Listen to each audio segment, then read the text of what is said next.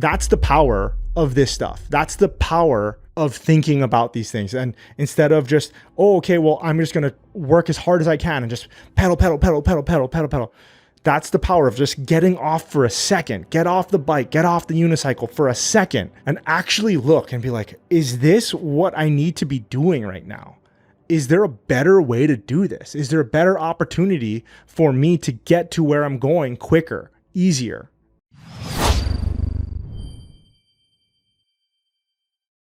All right, everybody, welcome back to Degree Free. I am done making promises about when I'll be out of the temporary studio, aka my office.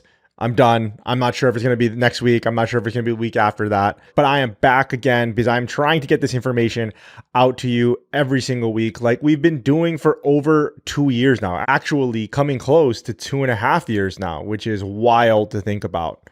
Before I get into today's topic, which I really think is going to have a lot of value for everybody that's listening to this. I think every single person that's listening to this, whether you are 16 years old, 20 years old, in college, thinking about breaking out of college, whether you've been degree free for a long time and you think about changing careers or you want to get that promotion, whatever it is in your life, I think that every single person listening to this is going to get some value out of this, or at least I hope so. But before I get into that, one, housekeeping, there is some construction going on outside. It's not super major, but I can hear it right now.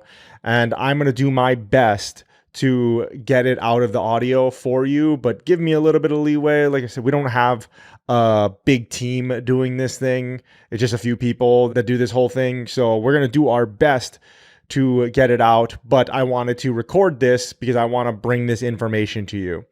Secondly, if you haven't already and you have questions to ask us, go to ask.degreefree.co/question. And that is question, not questions.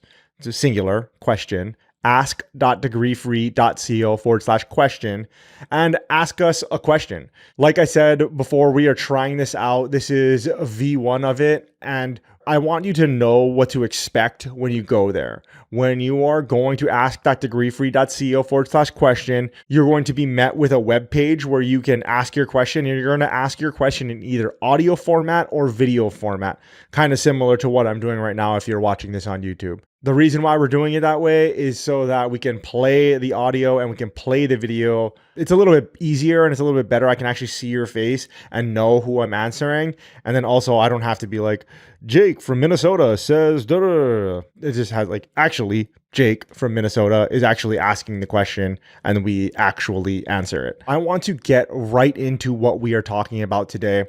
I have been thinking about this concept for a really, really long time. I have been thinking about this for years and years and years. And what I'm going to be talking about today, I don't know any other way of putting it. It doesn't matter how hard you row if you are in the wrong boat. That's what we're going to be talking about today.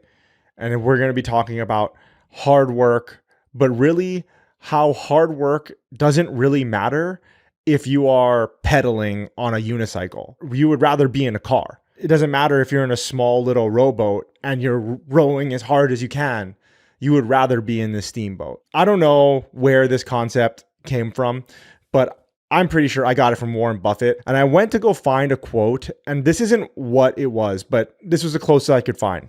And should you find yourself in a chronically leaking boat, energy devoted to changing vessels is likely to be more productive than energy devoted to patching leaks.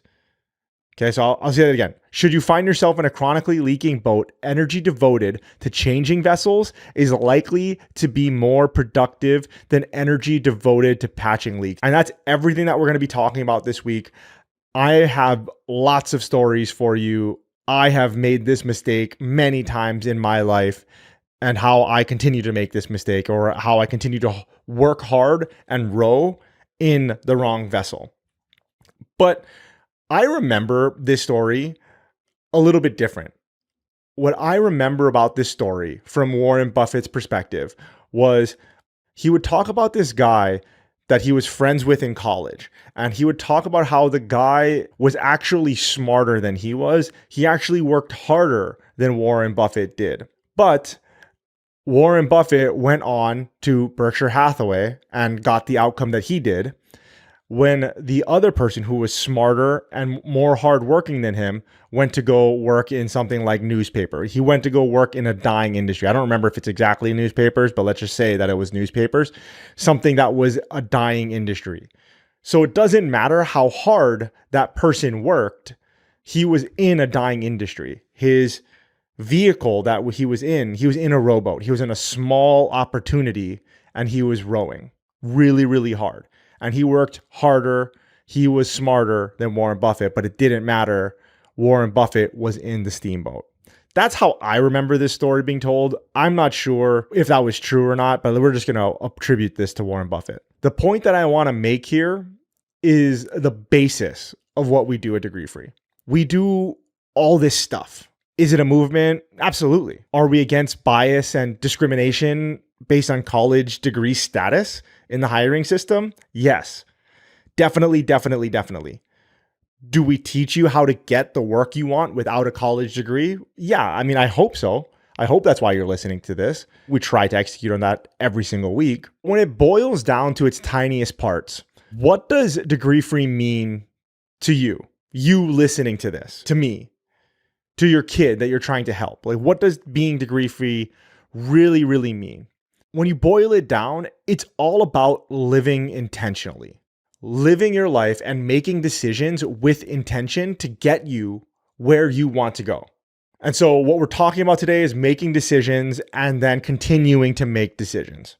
So I want to talk about this concept of how hard work isn't as important as being in the right vehicle or in the right opportunity, however you want to think about it. So once again, just to get this visual in everybody's mind, it doesn't matter how hard we pedal on our bicycle, on our unicycle, whatever it is, we would much rather be in a car. We would much rather be lazy sitting back in a train going across the country. That's better. We're not working nearly as hard. We're actually quite lazy compared to the people that are pedaling on a bicycle. But the results that we get are much, much larger, and we get there much, much quicker. And I'm going to give you one big story and then probably a bunch of different stories all throughout this whole thing to kind of really drive this home. I've been thinking about this a lot lately, and I've been thinking about this a lot over the last few years. This is really the culmination of my whole working life. And I'm hoping that you can take this for your child and help them execute on being in the right vehicle. Or I'm hoping that you can hear this for yourself, take this for yourself, and have you execute on the right things to get you where you want to go. The last thing I'll say before I get into the stories and talk about, how we can learn from my mistakes really is I don't know what you're going through right now. And so I can't really give you an actionable play-by-play of you topple this domino first, then you topple this domino first, and then this one and this one and this one.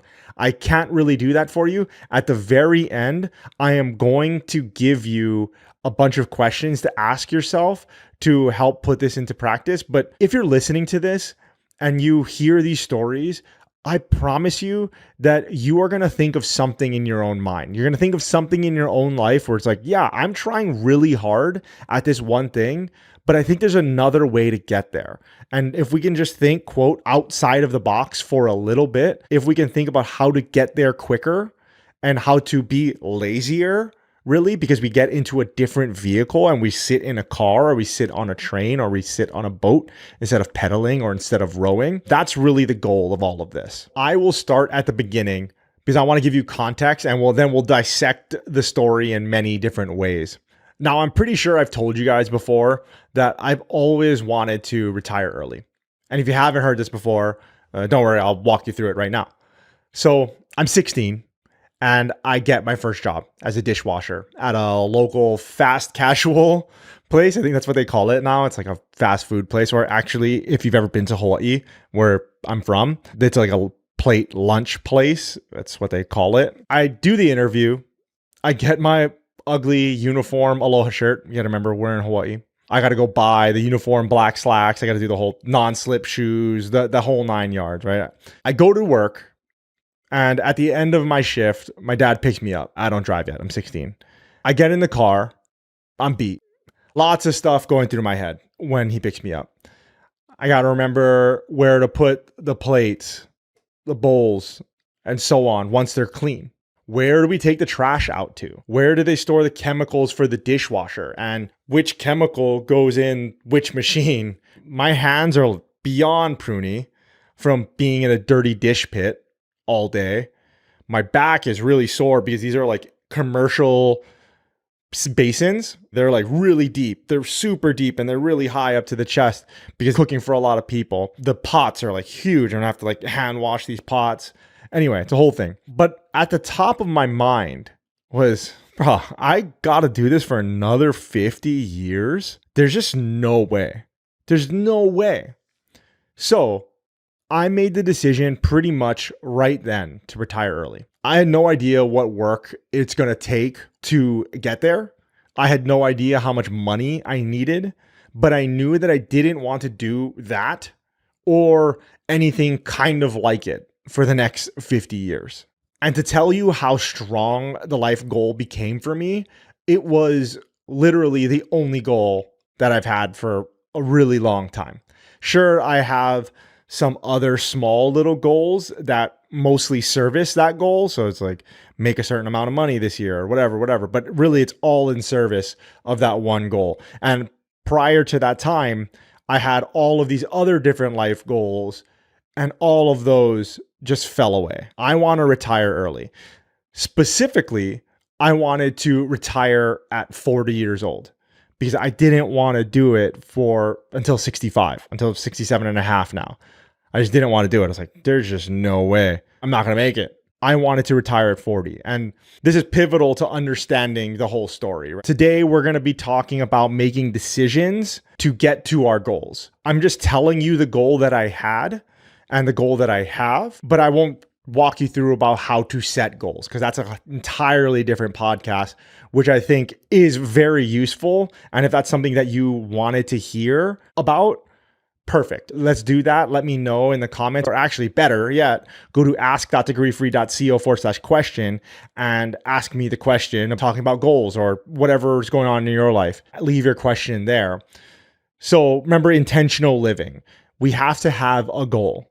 And so that was my goal. And I want to talk about everything and all the decisions that we have to make to get to whatever goal that we have. But my goal was to retire at 40. Now, to get to early retirement, I thought of 3 things that I had to focus on.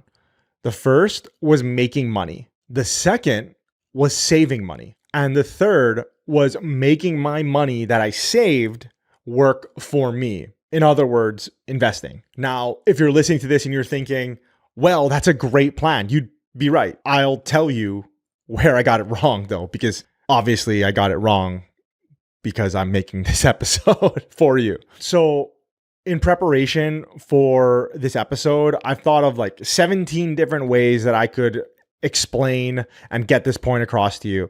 But the way that I found, or I think is going to make the most sense, is I'll break down each one of those things and I'll tell you what I worked really hard at. And then I'll also tell you why, no matter how hard I tried, it wouldn't have gotten me to my goal of early retirement at 40. I want you to listen all the way to the end because I'll give you the lessons at the end. I have another story for you at the end too. I have some questions that you can use in your life. But like I said, I can't tell you like this is step 1, this is step 2, this is step 3. We have to do a little bit of deep thinking, but I'm hoping that these stories and my 15 plus years it took me to learn this stuff. It took me forever to learn this stuff. And I made a lot of mistakes along the way. And I'm hoping that I can fast forward you through all of that, through some of these stories. Here we go. So if you remember, I had to do 3 things. First was make more money. So to retire early, I knew that I had to make more money than minimum wage. At the time, I think it was $6.75 or $5.75, something like that I was making as a dishwasher. It wasn't a lot. So I set my sights on the highest paying job in that place. The place I worked at had a dine inside, and the servers made the most money, as is the case in a lot of restaurants. And if you've worked in the restaurant environment, you know that a lot of times the servers even make more money than the managers. The servers are usually, or a lot of times, the highest paid people in the entire place. I noticed that, and immediately I notified management that I wanted to be a server. They said, okay, that's nice. You have to remember that I was 16 and the dine inside served beer. So at least in Hawaii, you had to be 18 to be a server at a place that serves alcohol. You have to be 18 to serve alcohol, basically. So I had 2 years to wait, but that was fine because the line to become a server was really long. They told me if I wanted to be a server, I have to get front of the house experience first and work as a cashier for a while. I have to learn how to talk to customers, handle cash, deal with and escalate conflict, learn the menu, all of this restaurant stuff. I was like, all right, perfect. I will go and I will try to learn all this stuff. So, I'm a dishwasher in the back. I become a cook because it pays more in the interim. And then I became a cook. Then I became a cashier, learned that. Eventually, I went and I became a server. So long story short, for the next 2 years, I jumped through the hoops to become a server. I ended up doing basically every job in that place. At the end of it, I became a server. A story for another time, as I think is just as interesting, is how I ended up passing everyone that was in line to become a server. Like the line was literally super long. It was like 15 people in line and I jumped every single one of them. That's a story for another time. And if you want to hear about that, let me know. YouTube comments, Spotify, you know what to do. ask.thegriefly.co/question. But once I was in the position to make the most money, I now had to get on the money shifts, right? So now for everyone that works in the front of the house, the restaurant, or any tip position, you know that there are certain shifts that make the most money. For this restaurant, it was Friday, Saturday nights, and then Sunday breakfast. That's where we made our money. I had to serve the weekend drunks on Friday and Saturday night because we were open late. We were actually 24/7.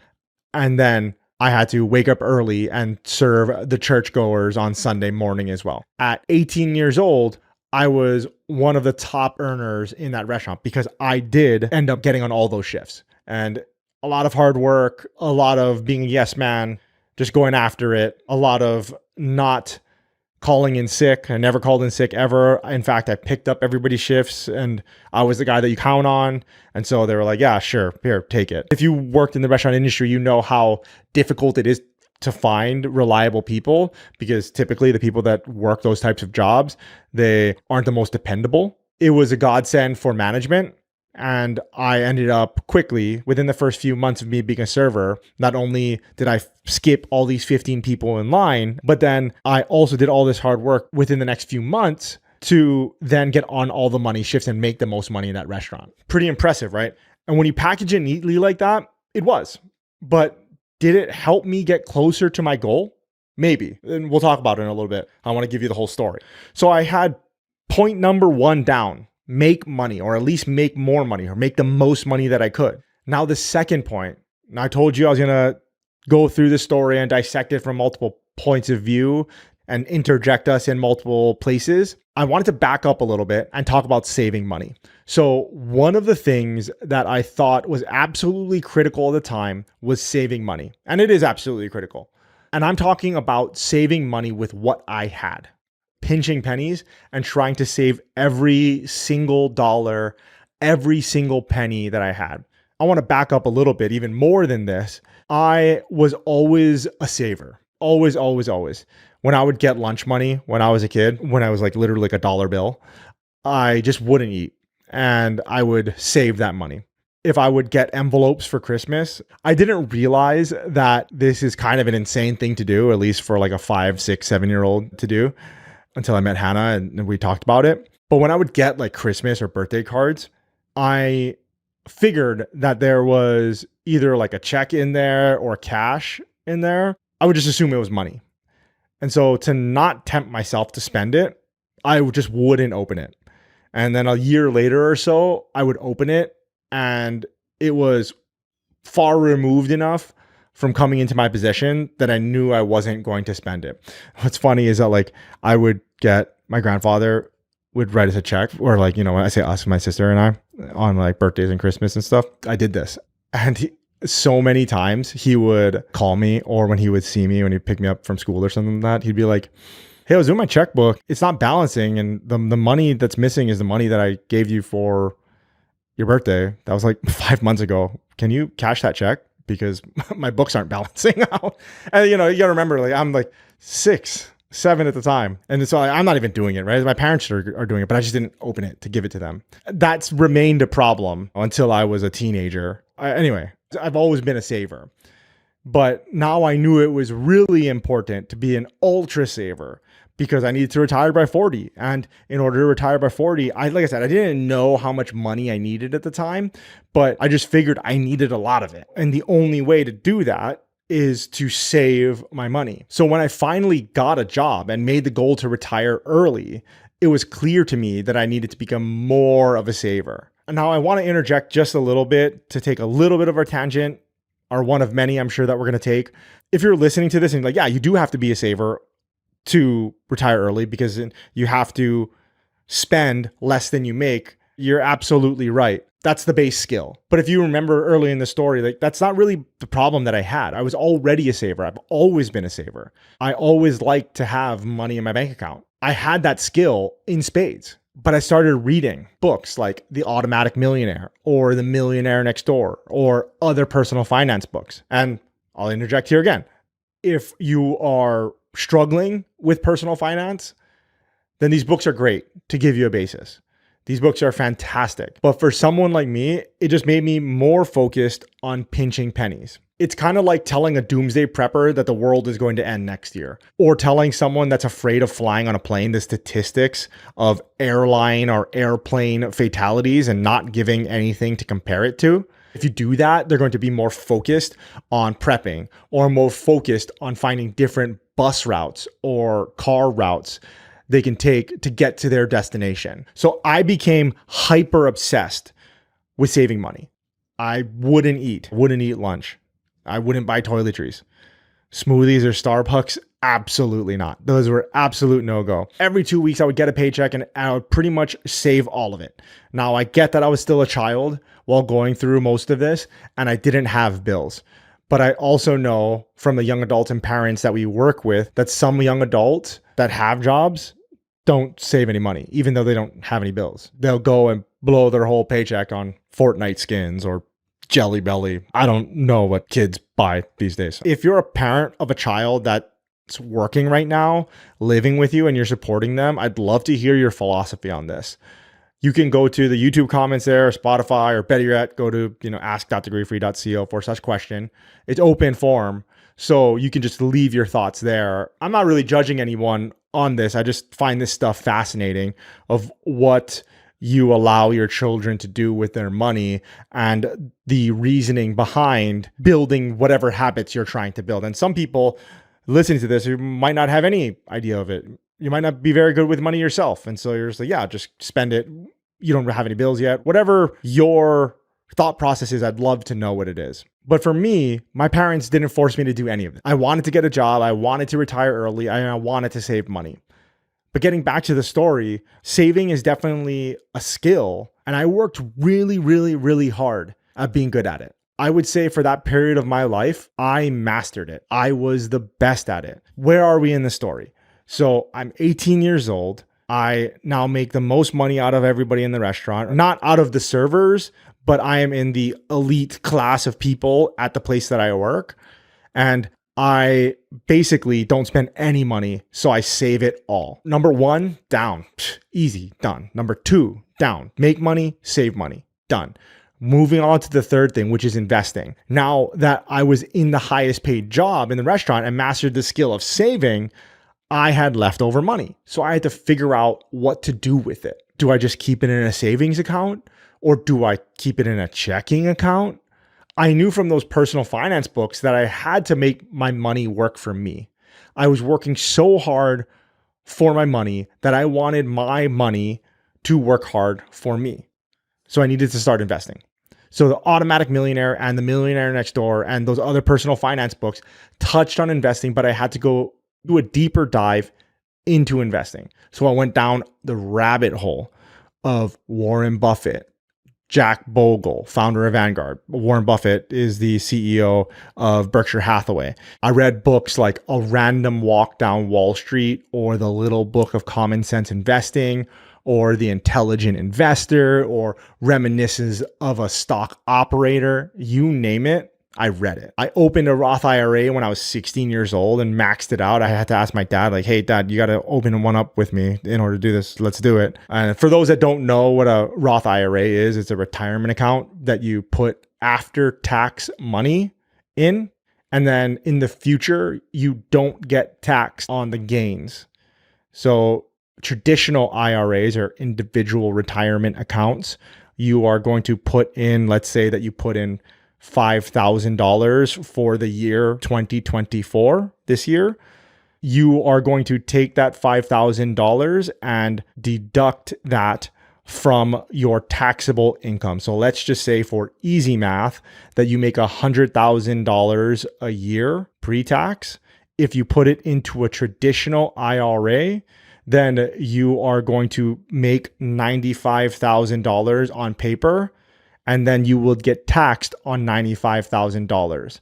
Eventually, when you take that money out and that money grows, hopefully you don't lose it all. Hopefully you don't just go to the casino and bet on black. When you take it out, you are going to have to pay taxes on the gains from that money. So the Roth IRA is something that's different. You have $100,000 in taxable income.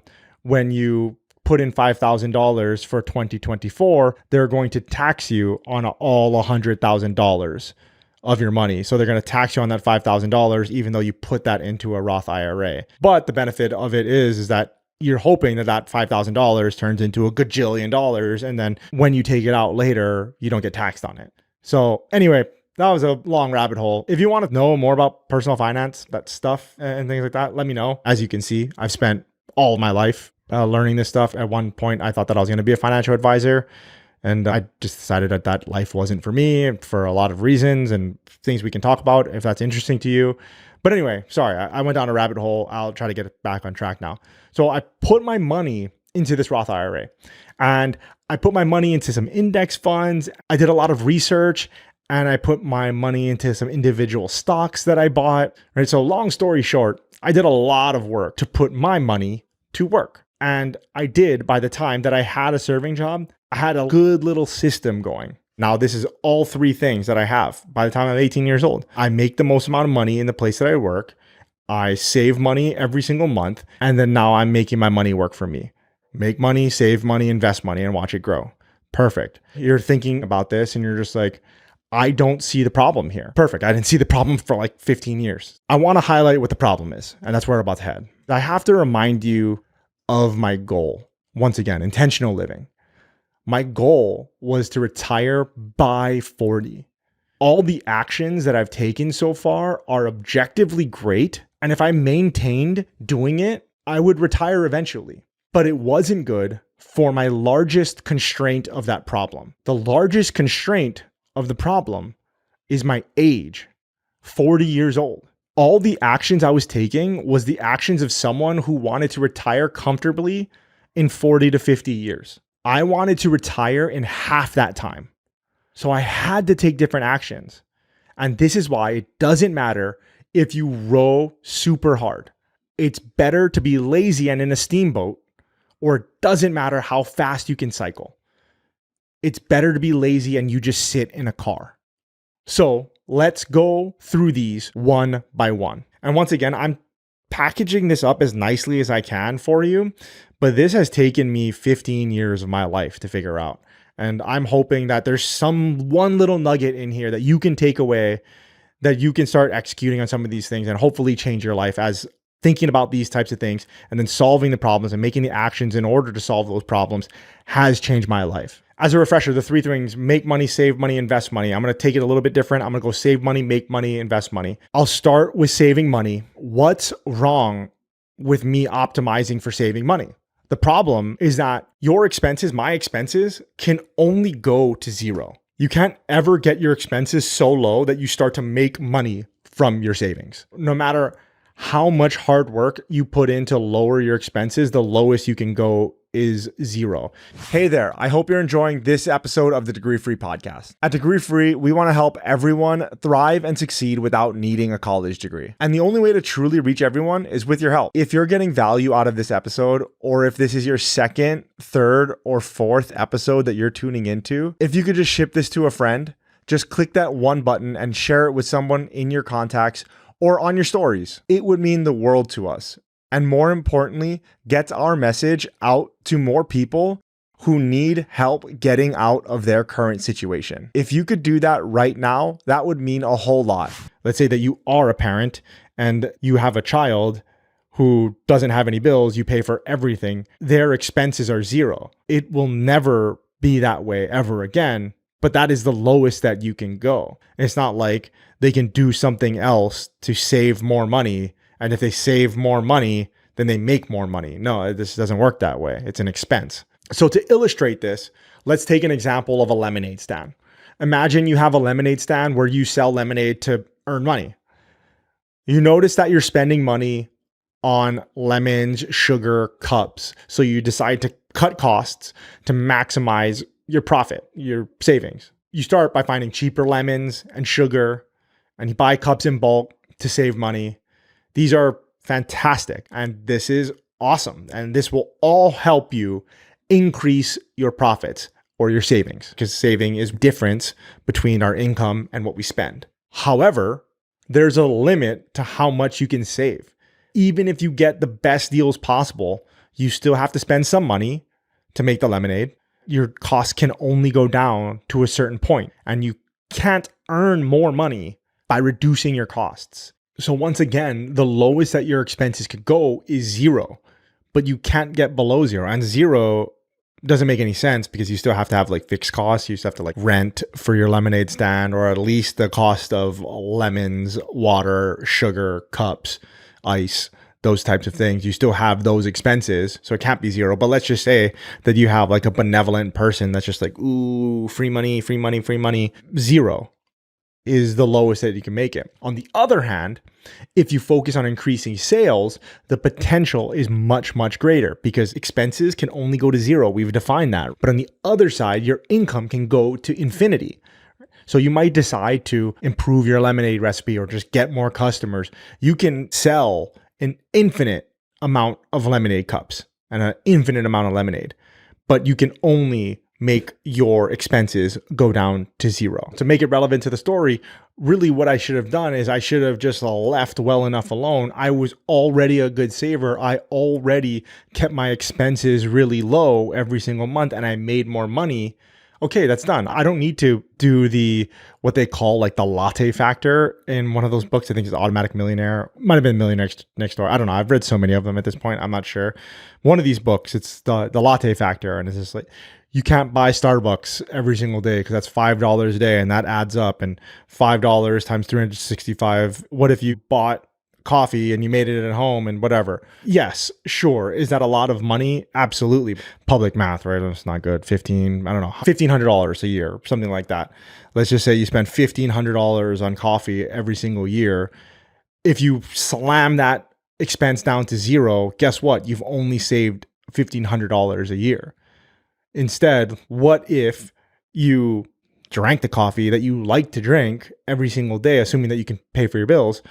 Like you drank the coffee that you like to drink, but then you just focused on making $1,500 extra a year to pay for that coffee. Or better, that coffee fuels you so that you can make even more money. Right? So that $1,500 worth of coffee every single year, or whatever it is, that can fuel you to make $4,500 a year, something like that. Then it's an investment. Anyway, that's where I'm going right now. That was the problem with saving the money. Now, to jump back into my story, at 18 years old, I was already in the highest paid position in the restaurant that I worked at. I had spent 2 years to get to the point that I was at.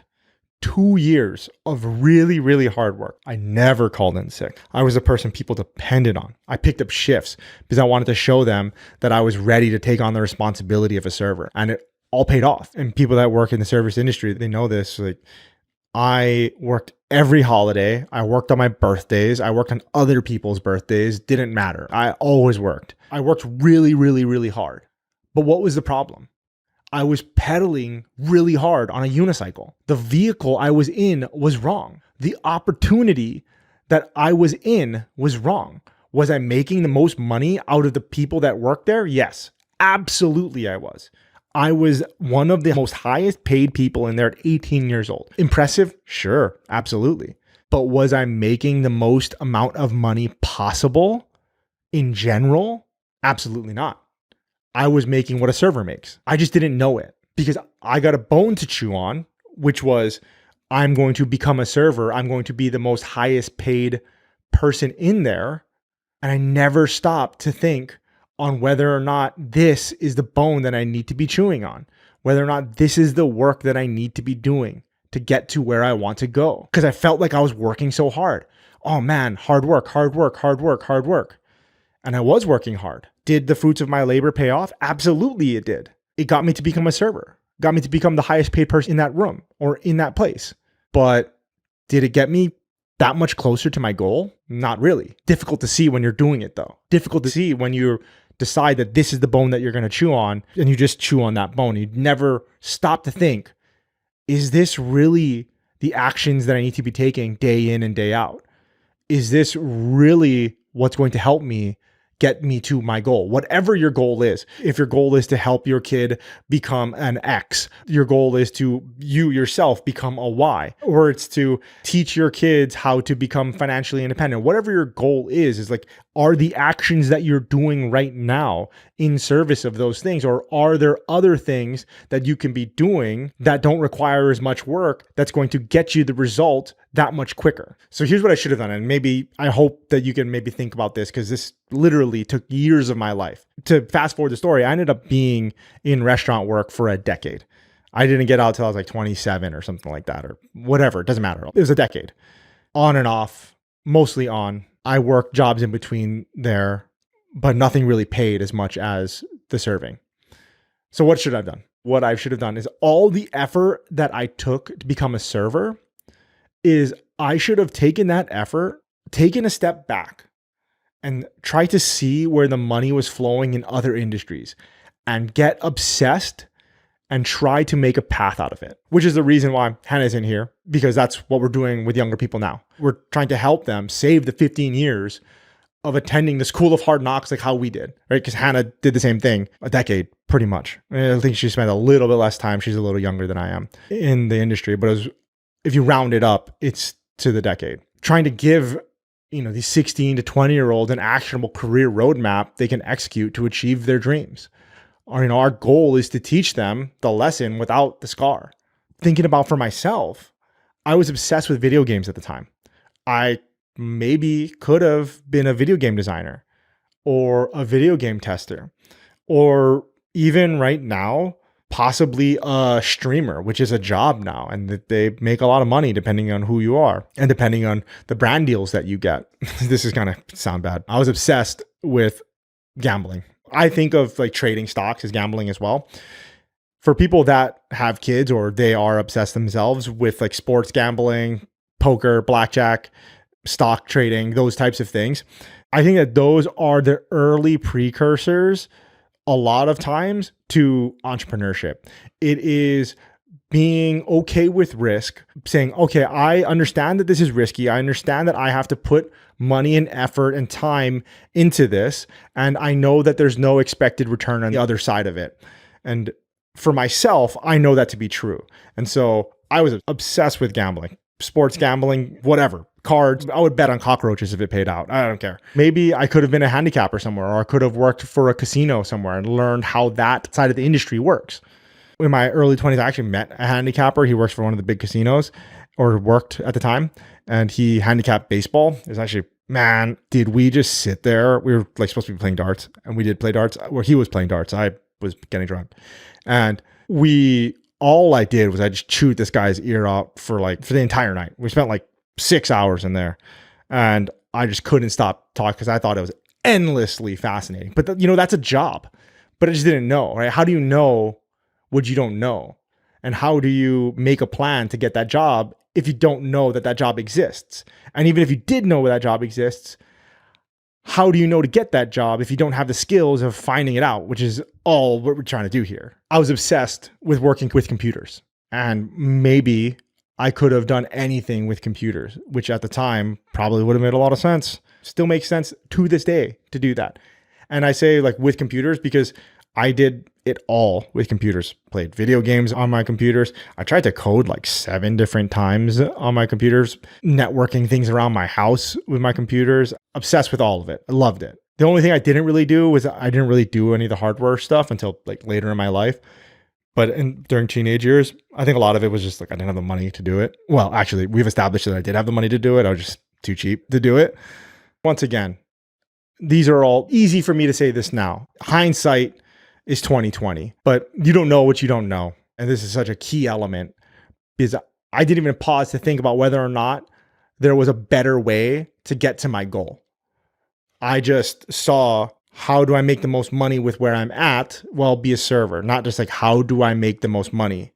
And that's where we talked about setting goals. We talked about living intentionally. Our goals, depending on what they are, they dictate our actions. That's a story for another time. But even if I did know there was a better way to get to my goal, I probably wouldn't have known how to get there, but I would have known that whatever I was doing, that working my way up to being a server wasn't the way to get there. And that's what we try to help people with now, is to help them to shine a little bit of light on the things that they don't know and how to create a path to those things. Whatever your goal is, that's what we try to help with now. But to continue the example of the lemonade stand we've established, we can only bring our expenses to zero, right? But our income can go to the moon, right? Our income, it could be W-2, whatever it is, like whatever our earning, our making money is at this point, but I'm just going to use the lemonade stand just to make it a little bit easier.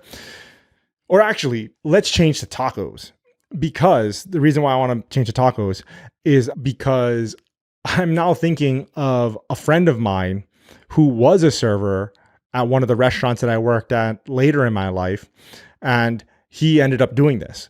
And so instead of lemonades, let's talk about tacos. He ended up opening a taco stand. It was actually a taco cart. His name is Alex. Call him Alex. Alex can only bring his taco expenses to zero, but the amount of money that he can make from selling tacos is infinite. How many tacos can Alex really sell? He sold out pretty much every night, especially on the weekends. You know, people like me, just general derelicts, like I've talked about before, just going to bars. And he quit being a server at the restaurant that we were at to open this taco cart. And he pretty much only operated the cart on like Thursday, Friday, Saturday, because that was when, you know, the drunk people were out. And he put his cart right in front of a Starbucks and right outside the 3 most busiest bars in the area. And so when the bars let out, he was the only deal in town, like literally the only person there. And so he had a line literally around the block for this dude who his taco cart was literally smaller than the desk that I'm sitting at right now. And he sold out pretty much every single night that he was out there. That's awesome. That's amazing. He can do that infinitely. The problem is that he can't. What are the constraints that he's dealing with? Well, the constraints that he's dealing with is he can't do it every single night of his life. The constraints is, I just said that he sold out. So it's obviously the inventory that he has. I said that his cart is no bigger than the desk that I'm sitting at now. So he really only has what he can fit in the cart. And then eventually, a few months later, a year later, he had to get like big 6-day coolers, and he had like 3 of them around him, because then he sold drinks too, but mostly it was just to fit the inventory of tacos so that he could sell more tacos. Another constraint would just be the busyness of the bars. Like I said, he was only there Thursday, Friday, Saturday night, and then eventually he got out there Sunday night as well. He wasn't out there on the slow nights because really his busyness of his business was predicated on how slow or how slammed the bars were that were around him. If they were slammed, he would be slammed. If they were empty, he would be empty as well. If we want to take this into infinity, Alex is also in the wrong vehicle. If he really wanted to scale his taco empire to infinity and beyond, he would eventually need to change his business model. He would either need to open up more taco stands, taco trucks, restaurants, pre-package them and sell them in stores in like the frozen section or in the pre-made section, license the name, open a taco making academy, because the vehicle he was in was not the right one to reach infinity. Just to put a bow on Alex real quick, he ended up opening restaurants because he's very entrepreneurial and he was very smart. He has 2 restaurants now. I think he still has the truck and he's crushing it. So that's amazing. But that just literally shows you he had the constraint. He himself was also in the wrong vehicle of the taco cart. But that vehicle was much better than being a server. He wasn't making enough money as a server, or he wasn't fulfilled. Whatever his life goal was at the time, server wasn't doing it. And he saw that that vehicle, no matter how hard he worked, wasn't going to get him where he wanted to go. So then he went into the taco cart business. Okay, perfect. That vehicle, much better. He made a lot more money. Then he ran into the problems that taco carts have. He has to be there all the time. He had to hire employees, whatever. Now, after taco cart problems, he had bigger problems. Now he's got restaurant problems. But all the way up, he's getting into a different vehicle to get him to where he wants to be. The third and last thing that I want to talk about is about the investing mistakes. This is going to be a little controversial, and it should be, but this is the way that I'm going to live my life. And I think that this could hold a lot of value for some people here. So the conventional wisdom to amassing a fortune is to diversify. You'll go to a financial advisor or you'll read personal finance books and they'll all tell you to diversify your money. And that's a great strategy. And this isn't financial advice, but those are great strategies for average people. My goal was to be above average. That's not a slam on anyone. I'm not saying I'm some great guy and this is an amazing goal or anything like that. Let me ask you, how many people do you know that are 40 years old and retired? My guess is probably 0. 1, maybe. So de facto, my goal was not average because you can't even think of anybody. Or you can think of 1 person or 2 people or 3 people, 10 people, it doesn't matter. But I was reading material and I was learning material aimed at average people. I was taking advice from people who were making learning materials for average people to be just a little bit more than average. As we established, my goal was to be exceptional. And this took me years and years and years of learning to do. And this actually took me years and years and years of unlearning to do. Because like I said, I steeped myself in all of these personal finance books. And one of the reasons why I'm making this video for you right now is so that you don't have to go through what I went through. You don't have to go through like, oh, okay, you learn all of this stuff and then you get to the other side and you're like, wait a minute, you kind of have to unlearn it all. Instead of listening to what these people said, I looked at the actions they took. Let me explain. If you look at rich people, let's say Warren Buffett, he talks about diversifying a lot. That's literally all he talks about is diversifying. Make some money, get a good job, save some money, invest in the S&P 500. That's literally his entire investment strategy for the average person. You don't have to read any books. Tap Dancing to Work, whatever biographies of Warren Buffett, don't read it. You're done. If you're thinking about learning his investment strategy that he tells other people to do, I just gave it to you. Saved you years and years and years because this is what I've done. Look at all the companies that Berkshire Hathaway owns. They own a little bit of everything. They're incredibly diversified. But look at how the man Warren Buffett got rich. He did it by going all in on one thing. While he's telling us to diversify, he himself is completely all in on Berkshire Hathaway. If Berkshire Hathaway went to 0, his net worth would plummet. But he's telling you to diversify. So I realized that's how you get outsized returns.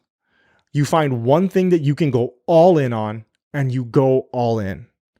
And once you learn that, the glass shatters for you. The glass absolutely shatters. You'll start to see that everywhere.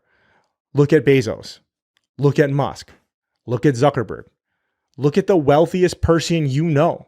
I'll bet they got rich off of doing one thing. Now they might own 27 rentals. They might have a cattle farm. They own a software company. They have all of these other different revenue streams. But I'm willing to bet that the way that they started and the way that they originally got rich was with one thing. They identified one thing and they went all in. Let's take Musk. Everybody knows who he is. Richest man in the world. He went all in on PayPal. He got rich. He took that winnings. He went all in on Tesla. He's even richer. Now that he's all in on Tesla, or he was all in, now he's diversified. He's got Twitter. He's got SpaceX. He's got this. He's got that. He invests in all different types of things. He's diversified now. But the way that he got rich and the way that he is rich is through one thing. As a side note, I personally have thought a lot more about this recently. I suggest everyone go and listen to my interview with the Chin brothers, Brandon and Christian Chin, and listen to how they got rich during the NFT mania. I've gotten some pushback from that episode, having them on, because people are like, they promote pump and dump schemes, whatever. If that's your mindset about it, just try to separate yourself from that and just listen to the story and listen to what you can get out of it. If it's going to trigger you, then don't listen to it, whatever. Don't listen to it. But for me, it helped me remember that about going all in on one thing, identifying one thing and then going all in. Knowing this all in mentality, I spread my resources too thin. I was focused on saving money. I was focused on making money. And then I was focused on investing that money to make more money. I was in the wrong vehicles. I was working really, really hard, but I was in the wrong opportunities. I should have been investing in the skills necessary to build a successful career or a successful business. I've already gone way over time that I allotted for this. I hope that you can tell that this was really important to me, and I hope that this little thing can hopefully change your life. And we can talk another day about the economics of business ownership versus employment later if you guys want to talk about that. If you guys want me to break that down, I have a lot of opinions there. Let me know in the comments, YouTube, Spotify, or once again, just go to ask.degreefree.co/question and let me know what you're thinking about and what you want to hear. Before I give you some questions to ask yourself of how you can apply this in your own life, I wanted to give you one more story, a little bit more recent. This stuff still is impactful to this day for me. And I think that this will be impactful for you for the rest of your life. I think it was in 2020 or so. I was a firefighter. I mean, I'm literally, for those watching, I'm literally wearing my old sweatshirt uniform right now on the YouTube video. The last 6 months of the year, I had the opportunity to work overtime. And the opportunity to work overtime was a lot. Let me back up all the way. The firefighter schedule, the way that it works is that, at least in the department that I was in, is that you work 10 days out of the month, 24-hour shifts for 10 days. So effectively, 1/3 of your life is spent in the station. I had the opportunity from June of 2020, I'm pretty sure that's the year, and December 2020 to work overtime. How much overtime? A lot of overtime. During that time of year, June 2020 and December 2020, I worked 50% of the time. I worked my normal 10 days out of the month, out of a 30-day month, but every single month, I then worked 5 extra days. So I worked 15 out of every 30 days. That's a lot of hard work. I was not home for 3 months out of 6 months. I was not at home. I was at the station. I was in this sweatshirt for 3 months out of 6 months. I worked extremely, extremely hard. The beginning of 2021 rolls around and I get my W-2. And I'm thinking, wow, I'm getting these paychecks. And I'm thinking to myself, wow, I'm going to make a lot of money. I mean, it doesn't matter what it says on it, but I just think like, oh, I'm going to break 6 figures, no problem. And the W-2 comes and I look at it and the W-2 says, for me working 3 months out of 6 months and then 6 months regularly before that with a little bit of overtime sprinkled in the beginning of 2020, I made $98,000. I'm not complaining about it. That was very good for me at the time. Very happy with it. And I know that's a lot more than a lot of people make. I worked really hard. My personal life took a massive, massive toll because you got to think, I was at the station for 3 months. And then for the other 3 months, I was at home. But really, how much of your home life is really spending and interacting with your wife? You know, if you have kids, your kids. If you have friends, your friends. Hopefully you have friends. Well, it's really only 16 hours out of the day that you have the opportunity to, because 8 hours of that time you're sleeping. So another third. So a month of that is spent sleeping. So really I had 2 months out of 6 months to spend with Hannah and do other things. But at the time I was running a business on the side. So that's where I spent the other rest of my time as well. So I worked super hard that year. What if I had done more overtime? Well, the max that I might be able to make if I just work the maximum overtime is $150,000 a year if I'm lucky. But I'm working really, really hard. I'm working really, really hard, but I'm in the wrong vehicle. So 2021 comes around, January, whenever I get my W-2, $98,000 for 2020. Let's fast forward to last year. I'm a business owner. I'm no longer a firefighter. I no longer run into burning buildings. I no longer pound chest. I'm in a different vehicle. You know, Hannah and I, we're fortunate enough. We don't really talk about numbers too much. If it says a little side note, if you want me to talk a little bit more about business, please let me know. Ask more business questions. It's something that I think a lot about because I run a business, and unlike popular opinion, like this isn't all we do. We actually run a business. We don't just create content. Fast forwarding to 2023, last year in 1 month, Hannah and I made more in 1 month last year than I did working overtime for 3 months, not being at home, sitting here, because we're in a different vehicle. Like I don't work as hard. I don't work nearly as much. I was working literally half of my life. I don't work half of my life. I got stuff to do, but I'm in a different vehicle. And because I'm in a different vehicle, I can be lazy and get to where I need to go quicker because of it. That's the power of this stuff. That's the power of thinking about these things. And instead of just, oh, okay, well, I'm just going to work as hard as I can and just pedal. That's the power of just getting off for a second, get off the bike, get off the unicycle for a second and actually look and be like, is this what I need to be doing right now? Is there a better way to do this? Is there a better opportunity for me to get to where I'm going quicker, easier? I don't want to bring up income to talk about how much money I make or anything like that, but I want to show you how powerful it is to think about the vehicle that you're in. Think about the opportunity that you're doing, what it is that you're doing. And even though you know that you're working so hard, are you working hard on the right things? Hard work doesn't matter. Hard work on the right things absolutely matters. So I'm going to go over 5 questions that you can use in your own life, whether or not you're a career changer, whether or not you're trying to change careers, whether or not you're trying to start a business, whether or not you're trying to retire early like me, whether you're trying to help your child retire early, whether you're trying to help your child pick the right career path. I don't want your child to do what I did and spend 10 years of their life in restaurant work when you probably could be doing something else and working towards something that really is going to help elevate you and get your child to where they want to go. So here are the 5 questions. 1, what are your long-term goals? We talked about this before. This wasn't about goal setting, and I will make an episode if this is something that you want to learn more about. Doing the goals, sure, let's talk about it. You have to have a goal. The goal is what's going to come before all of the actions. You're going to take actions to get to that goal. So take a moment to think about what you want to achieve in the future and how it aligns with your current actions and decisions. Number 2, are you living intentionally? Consider whether your choices and decisions are aligned with your desired outcome. I absolutely was living intentionally. I focus on making money. I focus on saving money. I focus on investing money. Okay, perfect. I was living intentionally. Are you making intentional decisions that will lead you towards your goal? Like I was. But here's where I wasn't. So number 3, are you focusing on the right things? Reflect on whether you are prioritizing the tasks and activities that will have the most significant impact on reaching your goals.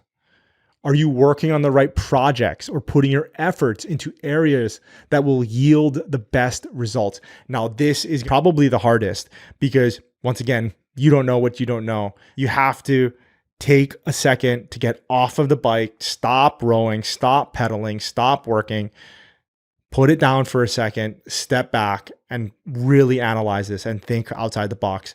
The only way that I've seen to increase the size of my box And the thinking that goes into it is to read a lot of books, consume a lot of content on it.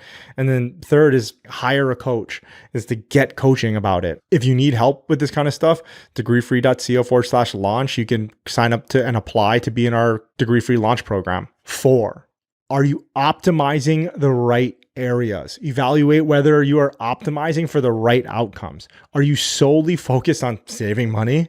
Or are you also considering opportunities to increase your income or invest in skills that can lead to higher earning potential? Those are my issues. Those are my problems. Those are the questions I had to ask myself that I didn't. And number 5, and the final one, are you open to exploring new paths? I mean, you have to be.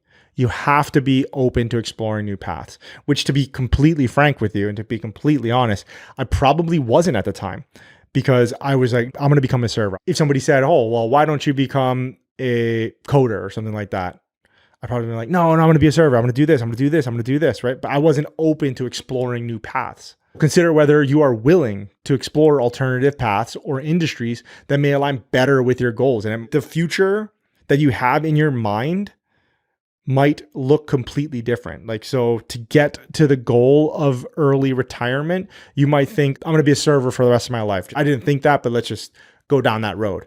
You're going to be a server for the rest of your life. If you want that goal, maybe being a server is not the best thing for you. Maybe it's doing anything else. Are you open to learning new skills or taking risks that could potentially lead to greater success? That was this week's episode. Once again, if you have questions, go to ask.degreefree.co/question and ask me your questions. Ask Hannah your questions. This one's much longer than I planned on it being. And I really, really hope that you got a lot of value out of this. I enjoyed doing this episode. It's something that I personally have thought a lot about. And I really think that if you do these exercises, you ask yourself these questions, learn from my mistakes. If you do that, I think that you're going to be able to see that there's a few things in your life that you could change almost immediately. It's going to be hard. It's going to be difficult, but it's going to be simple. You're going to be like, I just need a new job. I need to go do this. I need to make more money. Blah, blah, blah, blah. Whatever it is, you figure that out and then you go and execute on that. I promise you, in a few years, your life is going to be completely different. Please give me feedback on this type of episode. Go to the YouTube comments. Let me know what you thought about it. Spotify comments. Let me know. ask.degreefree.co/question. And then also leave me a review, especially with these episodes being one-on-one or me to you. I like it. It's actually pretty unnerving because I'm basically just naked in front of you and I'm just telling you everything that I've been through in the hopes that you don't do the same thing. It's tough to just be in this room by myself and just giving all my energy to a camera and to a mic. The reason why I'm asking for so much more feedback now than ever before is because I want this to be more of a conversation. I don't do this for myself. I do this for myself already. I don't need to do this for myself anymore. I want to do this for you and I want to make content that you want to know about. So please give me feedback. Until next week, guys. Aloha.